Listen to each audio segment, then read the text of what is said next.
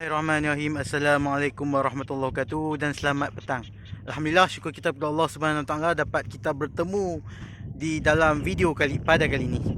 Alhamdulillah, saya Muhammad Hazwan bin Azizan daripada Al-Ustaz Kedah ingin berkongsi 5 amalan menjelang malam Lailatul Qadar.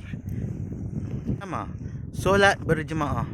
Sahabat-sahabat sekalian, mungkin di sebelum bulan Ramadan ini kita sering mungkin kita solat di akhir waktu ataupun kita solat bersorangan.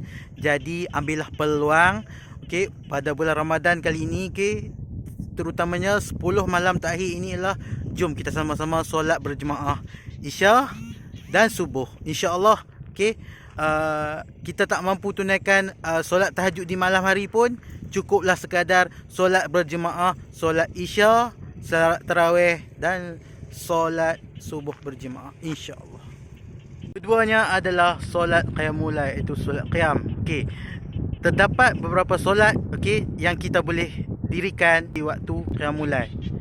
Antaranya adalah solat sunat tasbih, solat sunat tahajud, solat sunat istigharah, solat sunat taubat dan solat sunat yang lain, insya-Allah.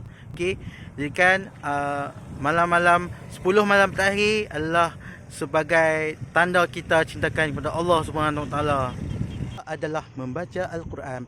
Jom sama sahabat-sahabat sekalian, saya menyeru, jom kita memperbanyakkan baca Quran. Tak kisahlah surah apa yang kita nak baca, terpulang pada diri kita. Kalau boleh, ada yang dah start di awal Ramadan itu bertadarus, alhamdulillah, lagi cantik. Jom kita sama mempertingkatkan baca Al-Quran. 4 adalah berzikir. Sahabat-sahabat sekalian, jangan tinggalkan berzikir. Zikir inilah kunci ataupun makanan kita di akhir zaman. Tak kisah zikir apa pun yang sesuai. Allah, alhamdulillah, wala ilaha illallah, Allahu akbar. Itu pun dah memadai. Dengan syarat kita konsisten dan istiqamah. Jom sahabat-sahabat sekalian memperbanyakkan berzikir di 10 malam terakhir. Yang kelima adalah doa. Sahabat-sahabat sekalian, doa adalah senjata ataupun kunci kekuatan umat Islam. Jadi kita sebagai umat Islam harus percaya pada doa. Doa lah sebanyak mungkin di 10 malam terakhir. Mudah-mudahan doa-doa kita dimakbulkan Allah Subhanahu Wa Taala. Allah, untuk video seterusnya, komen, like dan share. Sama-sama bermanfaat. Bye.